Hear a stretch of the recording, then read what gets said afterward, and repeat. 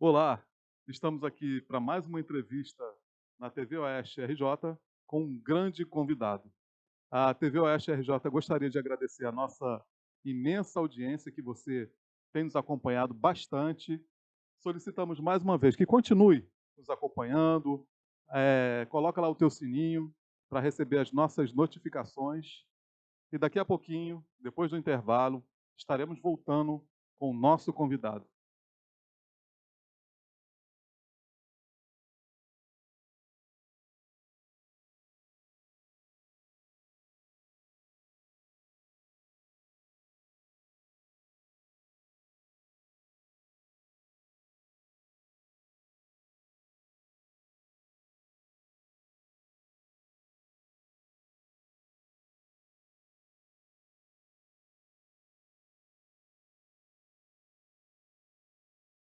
A TV Oeste retornou agora do seu breve intervalo e nós temos a honra de receber o deputado federal Gutenberg Fonseca. Por favor, deputado.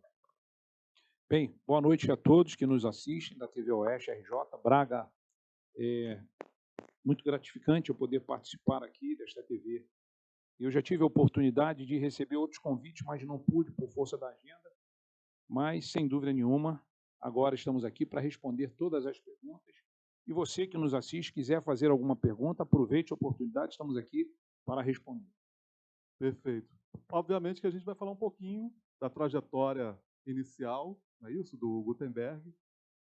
O pessoal que segue a gente nas redes sociais, né, ainda bem, graças a Deus a gente tem aí um número de seguidores expressivo, né, a audiência está muito boa.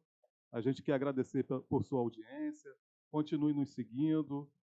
Teremos aqui um bate-papo bem descontraído, até porque a gente está falando com um comentarista esportivo, não é isso? Verdade. Então, obviamente, a nossa entrevista vai fluir de maneira satisfatória e qualquer dúvida, conforme já foi falado, qualquer questão que você queira saber, entra nas nossas redes sociais e nos pergunta, nos questiona, dá a sua opinião. Ok? E agora a gente vai ouvir o deputado Gutenberg Fonseca, candidato a deputado federal. É verdade, Braga. Eu sou de Jacarepaguá, né? Eu nasci num bairro dentro de Jacarepaguá, chamado Curicica na Roça.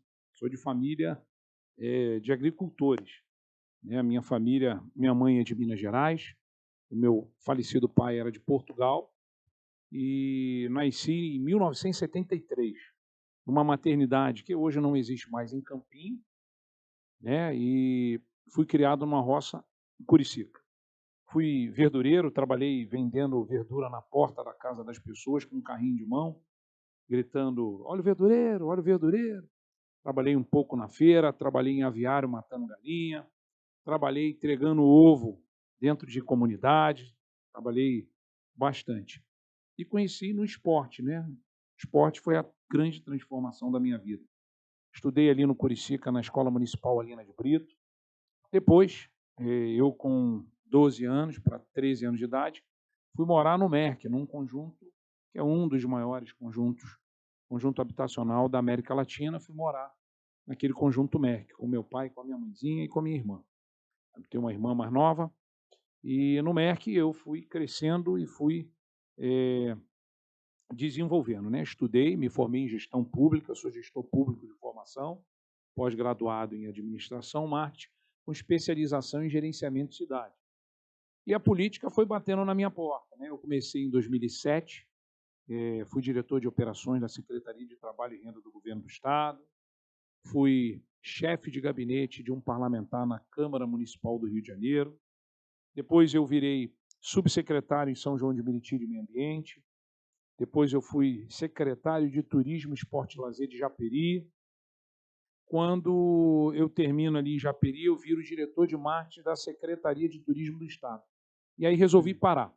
Resolvi parar porque eu também sou empresário, eu tenho uma empresa, eu tenho uma agência de publicidade que eu atendo algumas contas privadas, eu tenho uma produtora também de vídeo, porque eu faço alguns comerciais para a televisão desses clientes. Quando em 2018 a política novamente bate na minha porta. Aí começa uma outra história da minha vida, que é uma história justamente quando a população faz toda aquela manifestação de mudança na política, eu que já tinha decidido de não fazer mais parte da política, quando 2018 tem toda a mudança, eu recebo o convite e me torno secretário de governo da atual gestão do governo do Estado, só que era um outro governador que foi afastado. Então, eu fiquei ali por mais 6 meses. Quando eu saio dali, aí recebo um convite e me torno secretário de Ordem Pública na capital do Rio de Janeiro. E aí, para mim, eu acho, sabe, Braga, que foi o grande desafio da minha vida, sabe? Eu acho que a minha maior experiência na gestão pública foi justamente nesse momento, que é quando chega a pandemia no Brasil. E quando a pandemia chega no Brasil, não sei se você lembra bem, o primeiro caso da pandemia foi no Rio de Janeiro, na Barra da Tijuca. Eu era secretário de Ordem Pública da capital, quando o prefeito, naquele momento, a gente cria o gabinete, o primeiro gabinete de crise da pandemia no Brasil, eu me torno gestor do gabinete. E aí a primeira coisa que a gente faz foi unificar as ações com todas as pastas. A gente juntou todas as secretarias num só lugar. Nós levamos ali para o pavilhão do Rio Centro, ali no pavilhão do Rio Centro, que pertence ao município, né? Aquilo está arrendado a uma empresa privada, mas é do município do Rio de Janeiro, né? E a gente ficou ali com todas as pastas juntas, né? Nós criamos o Disque Aglomeração, que naquele momento a gente não podia ter aglomerações, né? E a gente criou um sistema de identificar a aglomeração via telefonia celular, por conta do GPS dos aparelhos. A gente criou o primeiro hospital de campanha, foi ideia do gabinete de crise da pandemia, e a gente construiu lá no hospital, lá no Rio Centro, um hospital de campanha que custou verdadeiramente 10 milhões de reais, com 500 leitos, 400 leitos de enfermagem e 100 de UTI. E a gente conseguiu atender e, graças a Deus, salvar 80 mil vidas que passaram por ali. A gente teve a felicidade também que no mês de outubro do ano anterior, porque a pandemia começa em março, mas outubro do ano anterior, o prefeito teve uma inspiração divina e compra, né, na China 800 respiradores, compra carrinho de anestesias, comprou alguns tomógrafos, que quando chegam no Rio de Janeiro, a gente consegue, inclusive, doar. Né? A gente consegue fazer algumas doações para os municípios que não tinham respiradores. Então, não tinha vacina, não tinha testagem, não tinha absolutamente nada. Um caos naquela época, não era? Um caos completo. Sabe, Braga, eu lembro de uma das passagens que a secretária de saúde, naquele momento, era a Bia, e ela me convida para uma grande reunião com todos os fornecedores. Porque os fornecedores sumiram do mercado.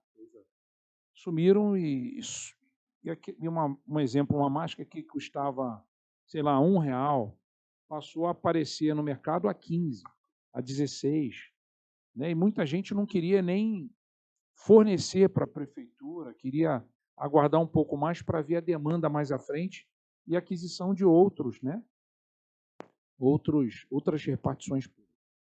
E naquele momento eu fiz uma grande reunião, a convite da secretária, nós fizemos inclusive no pavilhão do centro, eu lembro que tiveram presente ali algo em torno de 400 fornecedores, e alguns reclamando que não tinham recebido há meses atrás, nós todos ali em pé e afastados para não aglomerar, e eu me recordo que eu conversava com eles e dizia para eles o seguinte: olha, tudo que vocês vierem a fazer agora com o município, isso pode refletir diretamente nos familiares de vocês. Então, eu gostaria muito da sensibilidade de todos, para que todos entendessem que essa é uma ação de emergência, e uma ação que visa proteger vidas, principalmente a vida dos seus familiares. Então, a gente clamava o tempo todo pela sensibilidade, e a gente conseguiu avançar bastante. Então, algumas ações, a gente criou o comitê científico, que a gente fazia tudo pautado nas decisões, né, daqueles médicos que debatiam o tempo todo. Então, a gente criou, por exemplo, a utilização das máscaras. Foi criação nossa. Quando o comitê científico entendeu que o contágio se dava ali pela saliva, pela conversa. Então, daí surgiu a utilização das máscaras. O escalonamento dos horários de abertura e fechamento do comércio, né? A sensibilidade de não fechar os supermercados. Pois é, o fica em casa, né? Verdade. Porque assim, o supermercado se tornou um shopping da população, né? Os supermercados acabavam ficando cheios. naquele primeiro momento teve uma grande preocupação com a falta de comida, a falta de alimentação, né? E começou a rodar assim, uma preocupação de que ia faltar comida no supermercado. E a gente Possíveis saques conseguiu. também, não foi isso? A possibilidade também de alguns saques, etc. Exatamente. E aí começou de um lado, fecha de um lado, abre de outro. A gente lembra, por exemplo, fecharam todos os quiosques na praia. Proibiram as pessoas, por exemplo, de praticar esporte. E foi uma coisa terrível, porque depois cientificamente ficou comprovado que o esporte era necessário para o pós-pandemia, por conta da sequela que a pandemia acabou deixando em algumas pessoas, né? Mas, enfim, foi um momento de reflexão muito grande. A gente conseguiu, por exemplo, e aí eu me orgulho muito disso, de sensibilizar as pessoas e voltar com o futebol. O futebol parou no mundo. Não tinha mais jogo de futebol. E a gente pedia às pessoas para com que as pessoas evitassem de sair, só saíssem em caso de necessidade, né, se fosse necessário. Mas, ao mesmo tempo, a gente tinha preocupação, essas pessoas vão ficar em casa fazendo o quê? E aí foi quando a gente, tecnicamente, voltou com o futebol.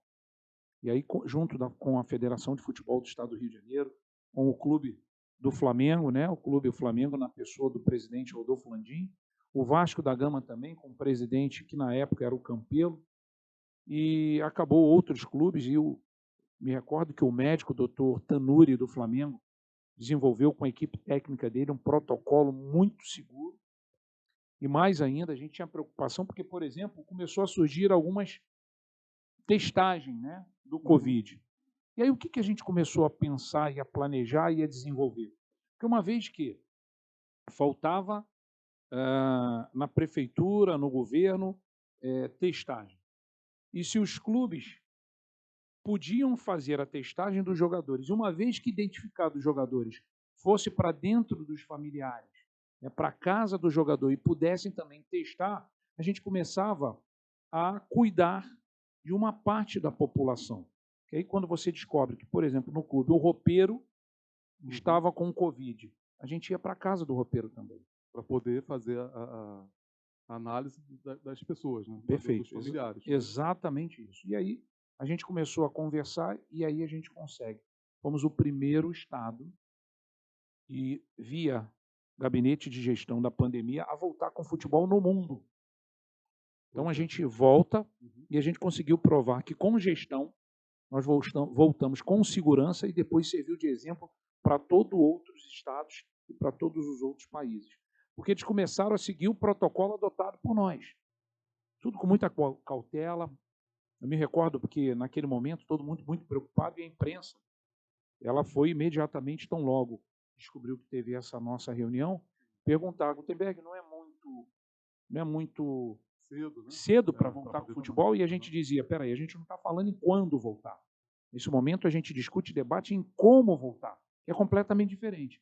E só vai voltar quando a gente tiver a certeza e a segurança de que as vidas estão sendo preservadas. Porque naquele momento a gente queria levar entretenimento para a casa das pessoas que estavam dentro de casa. E mais, quando a gente vai para o viés econômico, os clubes pequenos estavam a ponto de falir, de quebrar. Os clubes pequenos que jogam, né, a primeira divisão do futebol do Rio de Janeiro. Enfim, nós conseguimos esse êxito também avançar e servir de exemplo para o mundo. Isso é gestão pública. Exatamente. Isso é fazer gestão pública. E a gente, quando volta testando os jogadores, testando os familiares, sem torcida. Depois a gente só foi voltar com torcida muito mais lá na frente, quando se teve a segurança de que, né, a torcida podia voltar, voltou com 30% primeiro e depois foi melhorando. Então, diversas tomadas das decisões que a gente tinha que tomar naquele momento, tudo saiu do gabinete da gestão da pandemia e a grande referência era o Rio de Janeiro. Eu lembro que eu recebia constantemente no gabinete pessoas do mundo inteiro para saber como a gente estava desenvolvendo algumas atuações de desinfectação, né? de cuidados. Eu lembro uma vez que a gente no gabinete, eu chego para trabalhar de manhã cedo, eu peguei 9 vezes o Covid. 9 vezes. Graças a Deus, estou aqui sem nenhum problema. Peguei 9 vezes, 9. Você estava na frente, né? O tempo todo, O tempo todo, o né? tempo todo. E Foi um grande desafio para você para naquela mim, época, foi lógico. o maior desafio da É, minha vida. exato. O maior desafio da minha vida. Eu vou ter a oportunidade de colocar isso em livro, algumas experiências. Por exemplo, uma das, a gente, eu lembro que eu cheguei no gabinete uma vez e pedi um cafezinho. Falei assim, prepara um cafezinho para mim, secretário. Não tem. Falei, mas por quê? Acabou o pó?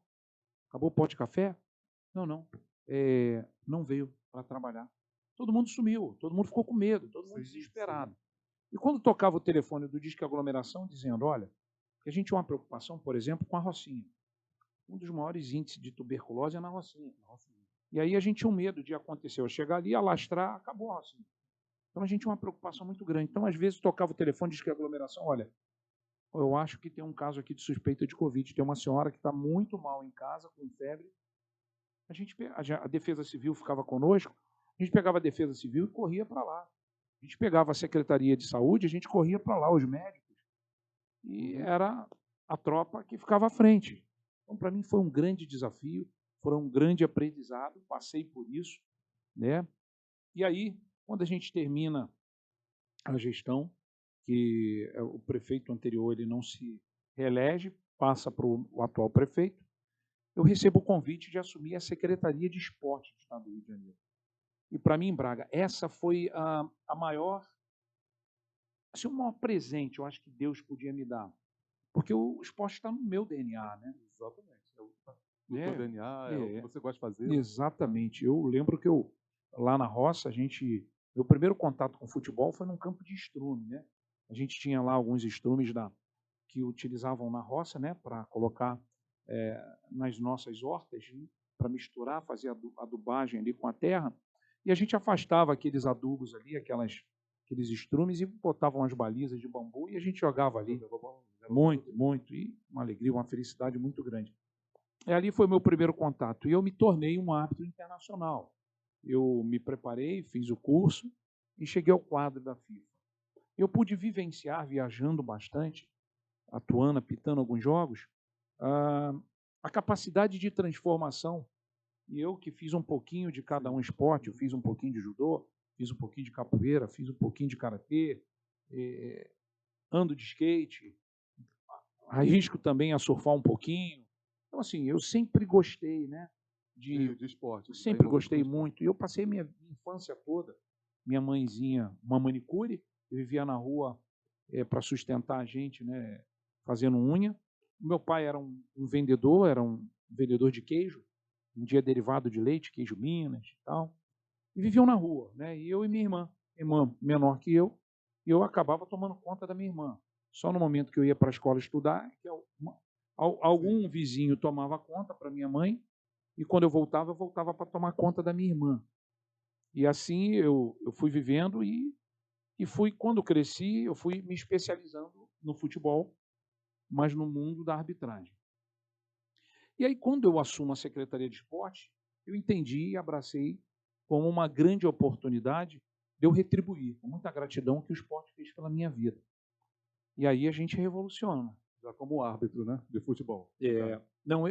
Aí eu fui árbitro e parei em 2012. Em 2012 foi quando eu resolvi parar. E eu assumo a secretaria o ano passado. Então, assim, eu já tinha esse viés do esporte. E quando a gente assume a Secretaria de Esporte, a primeira coisa que a gente faz, mais uma vez, gestão. A gente trata a Secretaria de Esporte como se fosse um grande hospital, em proporções diferentes. O hospital são os médicos, são os técnicos. A Secretaria de Esporte, hoje, é repleta de técnicos. A gente tem desde os professores, eu tenho doutor em educação física, eu tenho, por exemplo, o secretário de esporte, é um advogado, um especialista, um doutor também. Nós temos os 3 subsecretarias. Um subsecretário é também advogado e professor da Fundação Getúlio Vargas. Eu tenho outro sub que também é um advogado.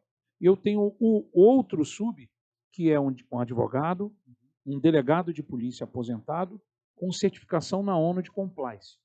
Então eu fecho o cerco da questão burocrática do tratamento do erário público.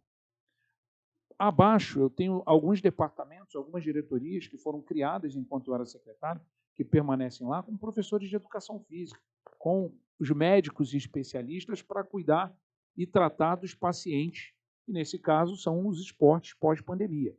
Isso por quê? A ONU ela emite um comunicado para o mundo dizendo que o esporte é necessário para cuidar da sequela por conta daquilo que a pandemia fez com a população. Mas cuidar do esporte, voltar a dar estrutura, requer alguns cuidados, algumas preocupações, de novo, com o erário público. Então a gente começa a fazer uma grande ação de atendimento aos municípios. O nosso primeiro ato, a gente assume em outubro e em novembro a gente reúne no Maracanã todos os secretários municipais de esporte do estado do Rio de Janeiro. Estiveram lá presentes algo em torno de 62, 64 dos 92 municípios. E unanimidade, Braga, foi que faltava material esportivo para atender a população naquele município. Inclusive, a gente tem relatos lavrados em ata, que foi um documento formalizado naquele momento, de secretários dizendo, olha, secretário, acabou a aula de educação física no município. Os profissionais tinham. Tinham. Mas não tinha material esportivo. Não tinha, faltava bola, faltava bombolê, faltava cones, faltava. Coisas mínimas, né? Digamos assim, né? E é de cortar o coração, porque assim, Braga, isso mexe muito comigo, sabe? Porque quando a gente precisa de dar uma arrumação na gestão, é impressionante. Eles começam a cortar pelo esporte. É como se fosse a coisa menos essencial, não é? Exatamente. E eu provo para eles, tecnicamente, que o esporte se faz necessário para ajudar nas outras repartições. Eu vou te dar um exemplo. Isso é um estudo da Fundação Getúlio Vargas. A cada R$1 investido, o governo tem 3 de volta. Você quer ver uma coisa? A população, quanto mais ela pratica esporte, ela é mais saudável. As filas dos hospitais tendem a diminuir. É natural. Longevidade, né, de vida. Né? É uma comunidade terapêutica, né, o esporte. Exatamente. Então você começa a economizar na saúde. Quando você traz os grandes eventos esportivos, e olha, que a gente trouxe diversos eventos esportivos. Vários eventos que tinham ido embora há mais de 10 anos. Quer ver? Rio Open há mais de 10 anos não acontecia. Copa Davis há mais de 10 anos não acontecia. A Stock Car há mais de 13 anos não acontecia. O Troféu Brasil de Atletismo. A última vez que ele aconteceu no Célio de Barros foi há 20 anos atrás. Até o Célio de Barros eles conseguiram derrubar, demolir o Célio de Barros. Há mais de 13 anos o Troféu Brasil de Atletismo não acontecia no Newton Santos. Nós trouxemos esse ano de volta. Pois é. E o que representa isso para a gestão pública? E aí que a gente prova o quanto ela pode ajudar a gestão daquele município, do estado do modo geral. Quando a gente traz os grandes eventos, a gente passa a ter mais consumo nos hotéis, mais consumo nas pousadas, mais consumo nos restaurantes. Vou te dar um exemplo. A Stock Car. Nem autódromo a gente tem mais. Demoliram o nosso autódromo, fizeram um TAC e não cumpriram esse TAC. Tá? Então, a gente trouxe a Stock Car de volta. 4 dias de Stock Car gerou aproximadamente para a capital, para o município do Rio de Janeiro, 45 milhões na receita. Receita essa que não estava, não era esperada. Por força do turismo desportivo, ativou na economia, na geração de empregos e etc, etc. Então, assim, como eu disse para você, é um grande hospital, respeitando a proporção, com técnicos que cuidam. E mais, que falam o idioma daquela modalidade esportiva. Por exemplo, lá no atletismo, na Secretaria de Esporte, hoje quem cuida é o Robson Caetano, medalhista, um renomado atleta, desportista da modalidade. Então, assim, o Robson Caetano hoje é nomeado, é da Secretaria e ajuda a desenvolver o atletismo no estado do Rio de Janeiro. Então, a gente tem mestres de judô, mestres de jiu-jitsu que cuidam, né, da Secretaria de Esporte. Então, outra coisa que para a gente foi magnífica foi a volta do Bolsa Atleta. Há mais de 10 anos o Bolsa Atleta não acontecia no Rio de Janeiro. E era de cortar o coração também quando você viu uma competição e aí você sabia que aquele atleta era do Rio de Janeiro e aparecia ali embaixo o nome de outro estado. E quando a gente ia perguntar, eles diziam para a gente, porque aquele estado está me dando ajuda. Então a gente volta com o Bolsa Atleta. O Bolsa Atleta hoje contempla 600 bolsas. Eu tenho bolsa de R$ 500, a bolsa de R$ 6.000. 85% do Bolsa Atleta, a gente vira a pirâmide ao contrário, é destinado à formação escolar, universitária, e 15% ao alto rendimento. Parece pouco, mas 15% corresponde a 42% da nossa receita. Exatamente. Então, Braga, assim, eu não posso deixar nunca de registrar. Tudo isso vem acontecendo no esporte do Estado do Rio de Janeiro, primeiro, graças a Deus, e segundo, graças ao governador Cláudio Castro. Porque toda a demanda do esporte que foi submetida a ele, de imediato, ele sempre respondia assim, por que ainda não fez? Exatamente. Então ele apoia muito. Sim. Muito, apoia muito. E no caso, o senhor lá na Câmara Federal, não é isso? Vai dar continuidade a todos esses projetos, não é isso? Exatamente, exatamente. A gente tem uma coisa aqui no Estado do Rio de Janeiro, Braga, que eu convido a todos que estiverem nos assistindo a conhecer, que é o projeto incentivado, a lei de incentivo ao esporte. Essa é a independência do esporte no Estado do Rio de Janeiro. Muitas das vezes, a gente vê atletas pelos municípios, e olha que a gente, em 6 meses, visitou os 92 municípios. Nós percorremos os 92 municípios. Nós fomos, tanto a nossa assessoria técnica visitou os municípios, visitou os prefeitos, como a gente criou também um programa chamado Caravana do Esporte. E a Caravana do Esporte, a gente levava material esportivo para as secretarias de esporte, a gente levava técnicos para capacitação da utilização da lei de incentivo ao esporte. Então a gente passava a conviver, toda vez que a gente levava a Caravana do Esporte, a gente ainda continua com o programa, a gente levava junto um outro programa chamado Museu do Esporte, porque muitos municípios acabam não tendo aquela condição de visitar os museus.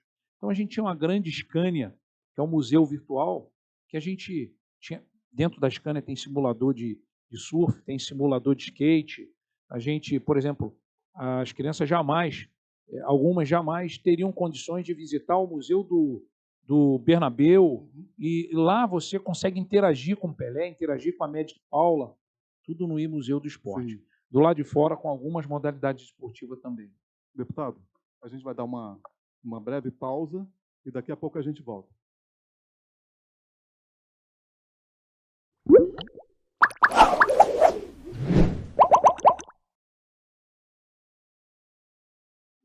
E aí, pessoal, a gente voltou agora com a segunda parte da entrevista com o Gutenberg Fonseca, e ele vai falar muito agora sobre o Scania, não é isso? O E-Museu. O E-Museu, isso aí. E tem bastante coisa, não é isso? Desenvolvido no E-Museu? E-Museu. O E-Museu do Esporte, como a gente estava conversando antes, né? Ele é um projeto incentivado, novamente, a lei de incentivo ao esporte. É o que eu havia dito, né? Que é a independência do esporte no Estado do Rio de Janeiro. E o E-Museu, ele é uma grande Scania, né? Que, com ar condicionado. Todo equipado, né? Todo equipado. E do lado de fora também tem esporte. A gente tem vôlei sentado, a gente tem tênis de mesa, a gente tem badminton, a gente tem basquete. Então, assim, na realidade é uma grande interação com a população, quando a gente leva para os municípios, para aquela região, né? Porque vai a Caravana do Esporte junto com o E-Museu. E aí a gente contempla sempre aquela região onde vai juntar aqueles municípios e levar, né, para um grande passeio, uma interação com o esporte. Aí, no caso do Gutenberg, além da Scania, não é isso? Vão outros profissionais acompanhando essa Scania, é isso? Exatamente. Então, acompanha também os profissionais para ajudar na capacitação técnica da utilização da lei de incentivo ao esporte. Né? Vai os próprios professores que ajudam, de uma certa forma, a guiar, né, as pessoas no E-Museu. Então, é uma coisa bem legal, bem bacana, né? Como eu disse, a lei de incentivo ao esporte, sem dúvida nenhuma. E nós, isso é um outro legado, né? Quando nós chegamos em outubro do ano passado, a gente tinha ali, de janeiro a outubro, 50 milhões de utilização da lei de incentivo ao esporte. Então, quando a gente pega de outubro a dezembro, a gente vai 98 milhões. Então, assim, eu não estou contando com os 50. Só de outubro a dezembro, a gente fez 98 milhões. Mas como, Gutenberg? Você quer ver uma coisa? De novo, fazendo gestão. A gente, quando chega, a reunião da comissão que analisa os projetos da lei de incentivo, ela fazia reunião de 20 em 20 dias. Nós acabamos com isso. Todas as reuniões acontecem hoje na secretaria, com os técnicos, de 7 em 7 dias. Então, a gente deu o quê? Celeridade. Porque Sim. se um processo desse cai em exigência, só 20 dias depois poderá ser analisado novamente. Então, agora, de 7 em 7 dias, é natural que dá muito mais celeridade. Sem contar que quando o processo, a secretaria entender que esse processo é de suma importância para atender a população, como, por exemplo, lá na Vila Cruzeiro, a gente tem muito projeto também incentivado dentro das comunidades, dentro das favelas. Lá na Vila Cruzeiro, no complexo da Vila Cruzeiro, a gente tem um projeto maravilhoso chamado Vila dos Sonhos. Então, foi um projeto que a gente teve uma atenção especial, não que os outros também não tenham, Sim, mas esse claro. a gente teve um carinho especial, que ele é feito em parceria com a Light, e existe a possibilidade da gente levar para outras favelas. Imagina você, um projeto de 12 meses, que custou 2.800.000, que lá atende a 1.000 pessoas de dentro da favela. A gente tem odontologia, a gente tem médico, a gente tem natação, hidroginástica, a gente tem futebol de salão, a gente tem balé, jiu-jitsu, zumba, judô, capoeira, reforço escolar, aula de música e aula de informática. Tudo isso financiado pela Lei de Incentivo ao Esporte, e o patrocinador e parceiro do Estado é a Light, atendendo a 1.000 pessoas de dentro da Vila Cruzeiro. E o melhor, todas essas 1.000 pessoas inscritas recebem todo mês 1.000 cestas básicas. Esse é o poder de transformação que eu acredito no esporte. Agora, sabe, Braga, uma coisa que é de cortar o coração. Você vê em época da eleição, né? Período eleitoral, o que mais você assiste agora no horário eleitoral são diversos candidatos. Ninguém fala do esporte. Pois era isso que eu ia falar agora contigo. Ninguém se preocupa com o esporte. A gente fica triste porque a gente vê, inclusive, atletas que se elegeram com a plataforma do esporte e esqueceu o esporte. A gente não vê na política agora o debate. Incluindo o esporte. Isso aí. É lamentável, de cortar o coração. Lamentável. E assim, tudo que a gente vem agora fazendo é mostrando para a população que com essa plataforma a gente pode mudar a história do Rio de Janeiro, pode ajudar e muito a mudar a história do Rio de Janeiro. A gente acredita muito. Por isso é que a gente, o tempo todo, está levando ao conhecimento de toda a comunidade esportiva do Estado do Rio de Janeiro que existe um representante de verdade pela primeira vez com esta plataforma. Braga, você sabia que o deputado federal ele tem aproximadamente 15 milhões de emenda todo ano. 15 milhões de emenda todo ano. E assim, quantos desses deputados destinam verdadeiramente essas emendas para o esporte? Para atender ao esporte? A necessidade, por exemplo, das favelas. Olha, eu ouso dizer, 99% dos grandes ídolos de qualquer modalidade esportiva vem de periferia. É isso mesmo. Sabe por quê? Lá tem uma palavrinha mágica. Superação. Lá pode faltar comida, pode faltar estrutura, pode faltar tudo, mas nunca a vontade de chegar. A gente vê, por exemplo, os grandes exemplos aí da maratona, os quenianos. Você vê o quanto eles sofrem lá, mas estão sempre liderando, sempre ganhando, sempre vencendo com muita superação. Esse é o poder do esporte. Ninguém pode afirmar que amanhã 10 horas da manhã vai nascer um talento neste local aqui. Ninguém tem esse poder. É verdade. Mas eu ouso dizer que o talento, sim, escolhe dia e horário para se desenvolver. E qual é o papel do poder público? O nosso papel é da estrutura. Da estrutura. Se a gente dá mais estrutura para dentro da favela, para mais... A gente entregou mais de 38 campos de grama sintética, a maioria em periferia. A gente reformou mais de 49 quadros, complexos esportivos adaptados para PCDs. Até o final do ano, o governo do Estado do Rio de Janeiro vai entregar num total de 70 campos de grama sintéticas em parceria com a Light. Quanto mais estrutura a gente levar para o esporte, mais vão aparecer os talentos, mais surgem os campeões e aí sim vamos nos tornar a verdadeira potência do esporte. É isso que a gente espera. Não é isso? Recupera jovens. É verdade. Às vezes ficam ociosos, perdem o rumo da vida, não é isso? É verdade. E o esporte chegou na comunidade, a galera toda vai atrás, principalmente o futebol. Sem dúvida, sem dúvida. Olha, a gente também criou na Secretaria de Esporte um programa chamado RJ em Movimento. A gente teve a preocupação em licitar o programa. E no momento da licitação apareceram diversas empresas inclusive de fora do estado do Rio de Janeiro. A gente, tão logo contemplou o vencedor, ainda teve 5 dias para recurso. Ninguém recorreu porque foi muito técnico. A gente começa, no dia 12 de fevereiro, a assinar o contrato com o vencedor. No dia 17, olha quando eu faço a comparação de um hospital com a Secretaria de Esporte, respeitando a proporção, com os técnicos, com os profissionais trabalhando. No dia 12, a gente assina o contrato. No dia 17 de fevereiro, a gente publica em Diário Oficial uma comissão de fiscalização de implantação e acompanhamento com 5 profissionais, inclusive profissionais de carreira, para fiscalizar. Policial civil, policial militar, né?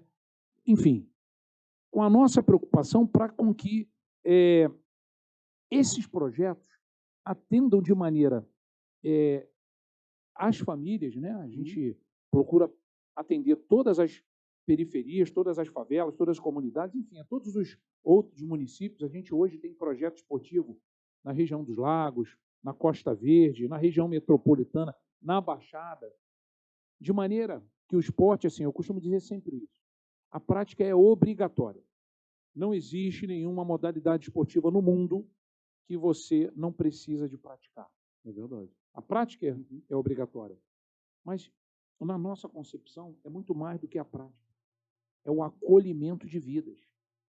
É você acolher como, por exemplo, eu vi um caso pela primeira vez na minha vida, que foi também de cortar o coração, de um menino que todo dia participava de um futebol numa praça, mas assistindo. E ele nunca jogou. Ele nunca jogava. E eu fui acionado por uma senhora que dizia, tem alguma coisa errada. Ele só assistia, vontade de Porque quando as falar, crianças vão embora, quando acaba o futebol, ele fica sozinho, em pé, chutando lata. Puxa vida. E eu fui atrás da história desse menino. E eu fui descobrir o porquê que esse menino não participava daquele futebol. E nós descobrimos que ele tinha vergonha porque ele não tinha tênis. Puxa. Essa é a maneira de acolher, dando estrutura, dando acessibilidade ao esporte, dando oportunidade. Olha, você quer ver uma coisa?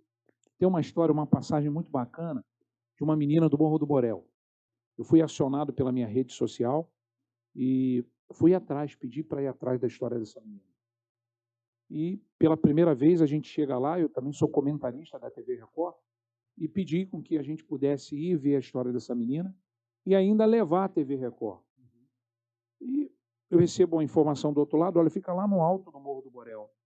Você vai lá? Eu falei, eu vou a qualquer lugar. O esporte é uma modalidade que cruza fronteiras.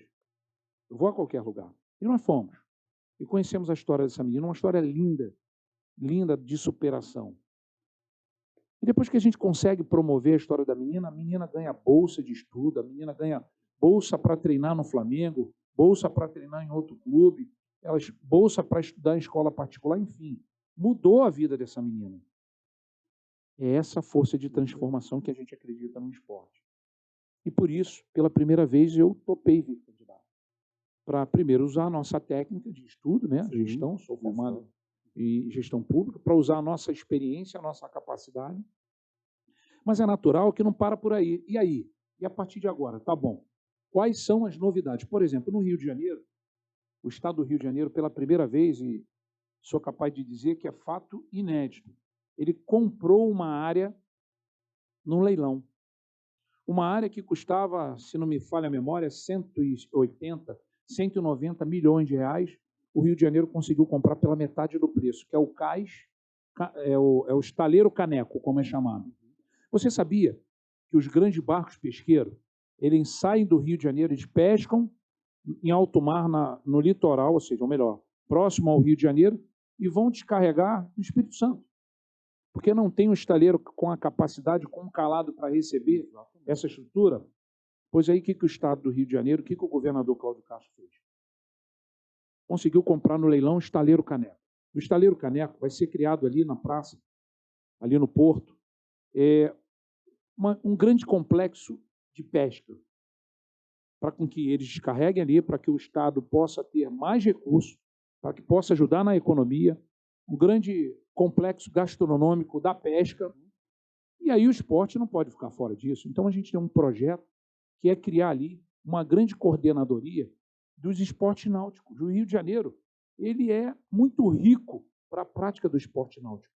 E o turismo desportivo, ele nos favorece muito, porque a gente tem todos os climas para o desenvolvimento do esporte, climas que acontecem no mundo. Você quer uma área mais fria para esportes frios, você vai para cima da serra. Você quer quente, é o nosso litoral, é nossas praias. Então, o mergulho esportivo, né? O turismo desportivo do mergulho, da caça autorizada, é uma coisa impressionante, né? Das grandes competições náuticas, né? Seja de jet, seja de barcos, né? Competição de vela. Só que a gente não tem uma região específica para atender essa população. Então, ali, a gente vai criar a primeira coordenadoria de esportes náuticos para a gente fomentar e divulgar e trazer mais atletas do mundo para desenvolver conosco essa modalidade esportiva. E a economia também, né? Que vai Sem ter dúvida. toda aquela região Sem ali. dúvida. Você quer ver um outro grande projeto nosso? O Célio de Barros. O Célio de Barros, ele acabou. É o maior templo, é o templo do atletismo. E agora a gente consegue avançar, porque enquanto secretário, nós tivemos diversas discussões, diversos debates. O governador, mais uma vez, entendeu, abraçou a causa e separou da concessão do Maracanã o Célio de Barros para com que a gente pudesse retomar e reconstruir e devolver o Célio de Barros à população, à comunidade do mundo do atletismo. Então, são alguns projetos nossos, não para por aí. Tem muitos outros projetos para o mundo do esporte, de maneira que a gente vai ajudar muito na economia, na saúde, na segurança, na educação. Esporte e educação caminham juntos, de braços dados. Então, tudo o que a gente faz no esporte, a gente faz sempre aliado à educação. Né? A criança, no caso, para poder participar de um projeto desses, ela tem que estar estudando. É natural, é verdade. Não é verdade? É verdade. A gente precisa continuar trazendo os grandes eventos esportivos do Estado.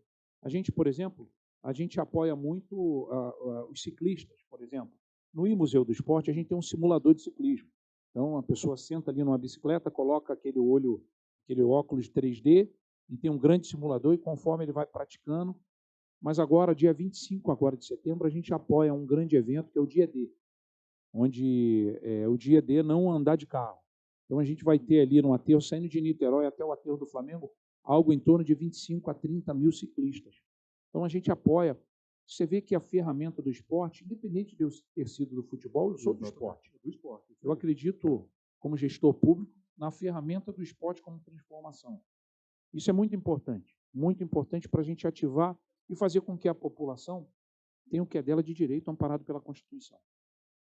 Gutenberg, e a Zona Oeste? Né? A gente sabe que você tem bastante núcleo esportivo aqui na Zona Oeste. Fala um pouco mais da Zona Oeste, por favor. Praga, é verdade. Eu sou da Zona Oeste, eu sou filho da Zona Oeste. Eu sou nascido na Zona Oeste. E a gente não pode, em momento algum, esquecer da Zona Oeste. Uma das coisas que a gente começa a fazer pela Zona Oeste são os complexos esportivos, né? A gente cuidar dos complexos esportivos. Só para você ter um exemplo, ter uma ideia, na Vila Aliança nós construímos 2 campos de grama sintéticas. 2 campos de grama sintética, o do Aviador e o do Iraque, que hoje atende a toda a população ali. A gente, o RJ em Movimento, enquanto eu era secretário, a gente fez todo um planejamento técnico e, por exemplo, só na Zona Oeste tem algo em torno de 106 a 158 projetos, são núcleos esportivos que atendem a população desta região, desse local. Você quer ver uma outra coisa? A gente tem a Taça das Favelas. A Taça das Favelas, que é uma realização da CUFA. Isso. Nós construímos o novo campo do Realengo. O campo do Realengo, você pode ver que hoje ele está com uma nova infraestrutura, está com toda a grama sintética para atender não só a Taça das Favelas, mas principalmente a população desta região. Foi feito o nosso também à frente da Secretaria de Esporte. Agora, está longe do ideal. A gente ainda tem muito que fazer pela Zona Oeste. A Zona Oeste ela é rica em modalidades esportivas.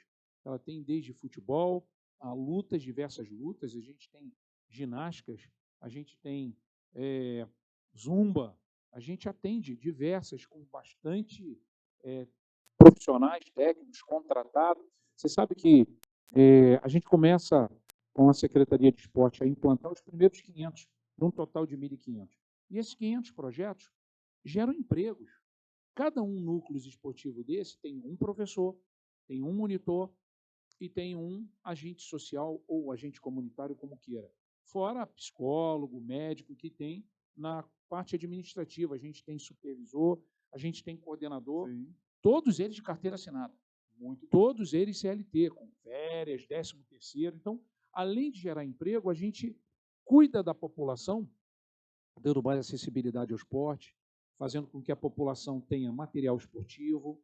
E, de novo, graças a Deus e graças ao governador Cláudio Castro, a gente pode estar fazendo hoje aquilo que a Zona Oeste mais precisa, cuidar da população da Zona Oeste. Muito bom. Pessoal, agora eu vou pedir que o Gutenberg deixe aí as suas redes sociais. Obviamente, né, você vai, com certeza, né, dar uma pesquisada, olhar com um olhar mais profundo, né, porque, infelizmente, o nosso tempo é bem corrido, mas nas redes sociais você vai poder aproveitar, degustar todas essas informações do Gutenberg. Deixa aí, por favor. Bem, o nosso Instagram é Gutenberg P. Fonseca, aqueles que puderem nos acompanhar. O nosso site é gutenbergfonseca.com.br. Ali, inclusive, tem um grande cardápio de legados que a gente fez até hoje. Né? Isso é muito importante. Você ter acesso e você conhecer de fato o que a gente já vem fazendo. Né? Eu, por exemplo, como secretário de governo do Estado do Rio de Janeiro em 2019, o ex-governador que foi afastado, ele não queria mais o Segurança Presente, ele queria acabar com o programa Segurança Presente. E nós conseguimos provar tecnicamente, com gestão pública, a importância desse programa para atender a população. E conseguimos. E a partir daí a gente conseguiu fazer as primeiras expansões. Então, olha, Barra da Tijuca, Recreio, Ipanema, Leblon, Nova Iguaçu, Auschwitz, Vila Isabel, Grajaú, Tijuca, tudo fomos nós. Foi nossa equipe de trabalho. A gente, por exemplo, conseguiu também, existia uma dificuldade, quando a gente assume o governo do Estado, não tinha recurso para pagar salário. Então, a população, os servidores, tinham receio de não receber. E a gente conseguiu contratar os primeiros 3.000 homens para a Polícia Militar. De que maneira? Mais uma vez, fazendo gestão pública. Nós levamos, submetemos, depois de um estudo apurado, ao presidente da Assembleia Legislativa, que está lá até hoje, que é o deputado estadual André Siciliano. Nós conseguimos levar e provar para ele que tinha como contratar, utilizando o duodécimo da Assembleia Legislativa. E quando a gente prova isso para ele, ele imediatamente convoca o financeiro, né, a diretoria financeira da Assembleia, para saber se estava comprometido o duodécimo. E a gente descobriu que não. Então, assim, a gente contemplou, né, enfim, outro legado foi, pela primeira vez, desde a sua Constituição, tanto o programa Segurança Presente quanto a Lei Seca, que era também da Secretaria de Governo, 2 mulheres assumiram o comando. Uma major, assumiu o comando da Secretaria do Segurança Presente, e a Lei Seca por uma delegada, que hoje é candidata a deputada estadual, a doutora Verônica, assumiu a pasta da Lei Seca. Ou seja, a gente entende que na gestão pública a mulher é tão capaz quanto o homem. Exatamente. Isso é muito claro para a gente, tecnicamente. A gente tem na nossa equipe diversas mulheres com responsabilidade, inclusive permaneceram na Secretaria de Esporte, ou seja, batendo recorde, mostrando a capacidade da mulher à frente da pasta. A gente, quando era secretário de Ordem Pública, por exemplo, a gente também expandiu o programa Rio Mais Seguro. A gente criou pela primeira vez, gente, para vocês terem noção, o Rio de Janeiro, a capital, ela é rica no litoral de mar, de rios, de lagos, e não tinha uma guarda marítima municipal. E aí a gente, num convênio com a guarda costeira, com a Marinha do Brasil, a gente cria na guarda municipal, né? A gente tem a guarda municipal, que é a maior do Brasil, são 7.453 homens. A gente cria pela primeira vez no Rio de Janeiro, está lá funcionando, graças a Deus, a Guarda Marítima Municipal. Isso foi criação nossa. Isso é gestão, isso é técnica. Então, assim, a gente tem diversos legados que a gente gostaria muito que você nos desse a oportunidade para conhecer a nossa nosso trabalho, a nossa forma de trabalhar.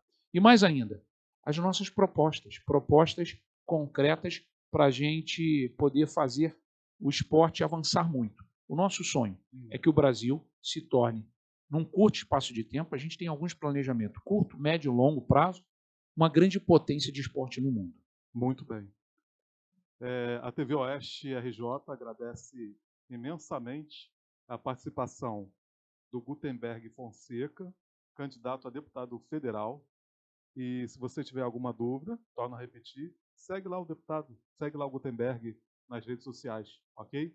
E não esqueça de curtir, de comentar, de dar a tua sugestão para a nossa equipe aqui da TV Oeste. Muito obrigado. Continue curtindo, tá? Vai lá, curte bastante e veja só a importância de você conhecer quem você quer junto com você, governando o estado do Rio de Janeiro. Forte abraço.